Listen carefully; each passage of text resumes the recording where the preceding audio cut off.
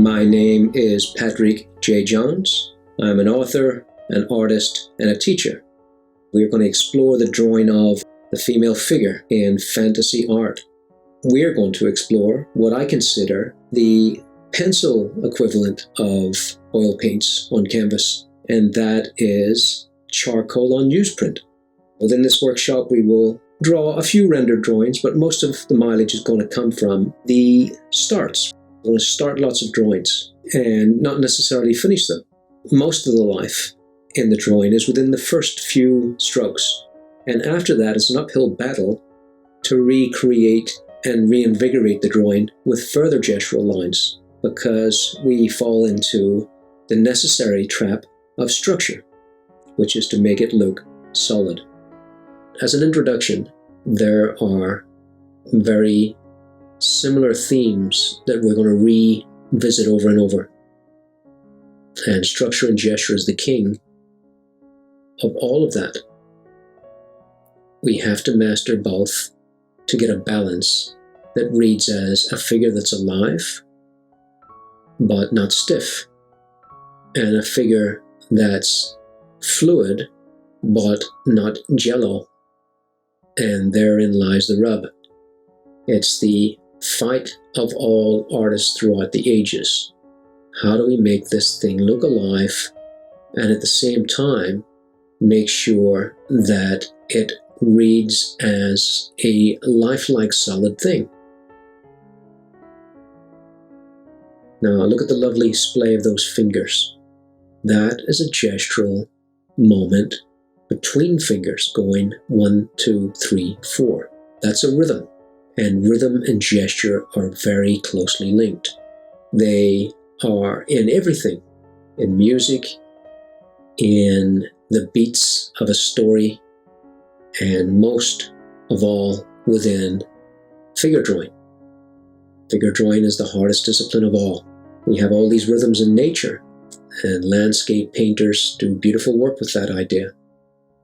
But when we choose the figure, we have chosen the hardest thing in the world to draw, or, as I like to think of it, the most interesting thing in the world to draw, because the possibilities are endless.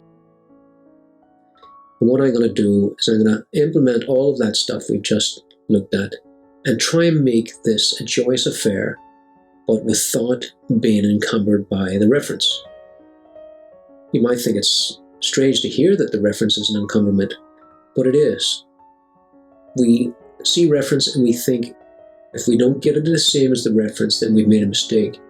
We haven't done our job right. Remember, art shouldn't be ticking boxes. It should be joyous. If it's not, then your art will look like it's not.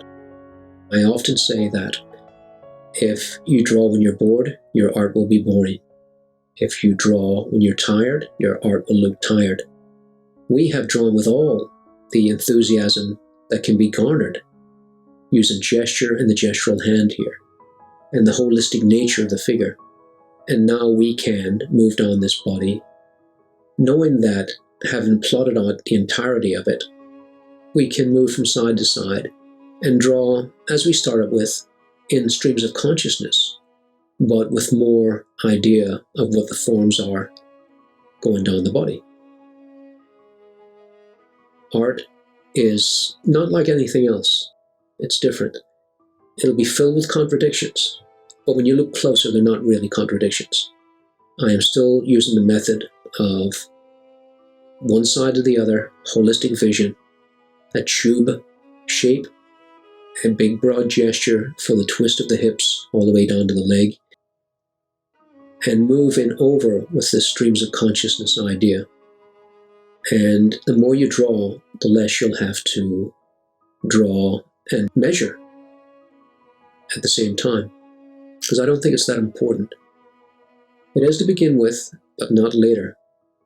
Do your due diligence in the background, draw many stand-in figures and measure them until you get really handy at that, and then in the background keep drawing this. And say that navel's too high, and it is, but it doesn't matter. because the joy supersedes everything. Confidence supersedes all. No matter what errors I make, and there are none really, there's only errors if that navel goes above that rib cage. It's still in the ballpark. And also, I'm only glancing at that reference. I'm not studying it. Notice my hand has barely left that page at any point for me to step back and measure. This isn't how you draw everything. It could be detrimental, would be, to a long finished drawing, or what the world sees as a finished drawing, a very rendered drawing. But for this beautiful little moment of joy, it's perfect for this. I have already plotted out the basic size, and once again you can add another proportion to this. Let's say the great trochanter is halfway down the figure, and the bottom of the knees is the other quarter from that.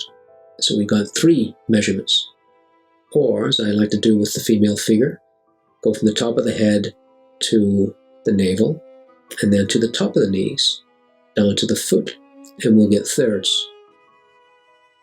And that's a nice little measurement that I use quite a lot, and easy to see it on the female figure, because from the back we pinch in at that point too, on the 12th rib, with the navel being the equivalent on the back of the 12th rib, the end of the rib cage. So the rib cage has 10 ribs on the front and 12 at the back, and that's why it's lower. And we can always find out where the rib cage is. It always makes itself known, especially on the female figure, and we can always find the hips on the male figure, because it stops immediately at the obliques. A little trickier on the female figure. So the female figure, I look for the curve in of the rib cage. On the male figure, I look for the curve out of the obliques against the hips. But I'll talk a lot about the destructive nature of photo reference. As for now, what I want you to do is think about the joy of not being wedded to it for many reasons, and one of them being distortion. We can distort our drawings any way we please, as long as the artistic hand reads that way. What I'm drawing here is shorthand for a lot of complicated muscles. That straight is the pollicis muscles, that curve is the brachioradialis longus, coming around there. And if we draw lots, that will make sense to us. But of all the muscles in the arm, the brachioradialis is the most important one to remember, how it overlaps from the lower arm to the upper arm, and how it has that big curve around to work that thumb. So a massive big muscle that is seen from the top side of the arm and also from the underside. So it's the biggest player in the arm. Note how the leg comes inwards at that angle. Another thing that I'm well aware of, and I use that moment to put a straight on it. And that stops the jello nature of the gestural lines throughout the figure. Once we have that straight on there, everything solids up. Everything becomes this magical gestural, though also structural shape. And look how I haven't adhered to the reference. I put the legs together. I like the quirky nature of the toes going in there. Maybe I'll use it in a different drawing. But for this one, I had an idea of a sense of a little bit more balance, but going slightly off kilter. I wanted a figure in motion. I didn't add the ponytail, for instance. And the reason I mention any of this is that we are not slaves to the reference. We use the reference to find our moment in time as artists. And knowing when to stop on a little drawing like this is actually a tricky business. And I'm slowing down to a crawl here almost, as far as a quick drawing goes, to ask myself, is there any more to be said here? And if there's not, then it's time to think about stopping. I did think it needed a little overlap there for the tendons of the pectoralis, because they do overlap the arm from the front. And I felt that it helped with the dimension, because there's less dimension when there's less render. Remember that. And the way to create dimension with line is to overlap it. And so I've overlapped those lines, and now we can tell that one thing's in front of another. And by putting a heavier dark on that, further reinforces that idea as well. I finish as I started, which is to regain the holistic nature of it, and just look over the whole drawing and see what needs a tweak here or there, without render, without going too far into the process of explaining everything that's in the photo in the drawing. People will forgive a photograph with all its awkwardness, but they won't forgive a drawing, because every line you've put there belongs to you. It was your thought. So let's leave with that idea that every line should be a thought. So I look forward to seeing you again in the next workshop, exploring further this world of the fantasy female figure. How to bring story into your art, how to grow the art, and how to fuel the art all the way through with a passion. How to draw the fantasy female figures is presented in 14 parts. In these workshops, we'll take it right back to the basics. We'll start with very simple ideas that can be broken into big shapes and fit smaller shapes into them. When it comes to tricky business like the forearm and hand, I'll slow the process down and show you my methods. The fact that you'll be drawing along and listening to all my thoughts, all my iterations, will make you a stronger artist. We'll learn how to draw from imagination and find in the gesture, in everything, in the hair, eyebrows. As you draw along, you too will imbibe these methods and draw with more confidence throughout your art career. We'll draw torsos from imagination, understand mnemonics, how the figure flows, how the parts connect. It's like the mermaid's tail. We'll also learn to deal with an idea that's rarely discussed, and that's how to come out of a disastrous drawing and make it work. What's commonly known as failure. For me, it's just another way to go forward.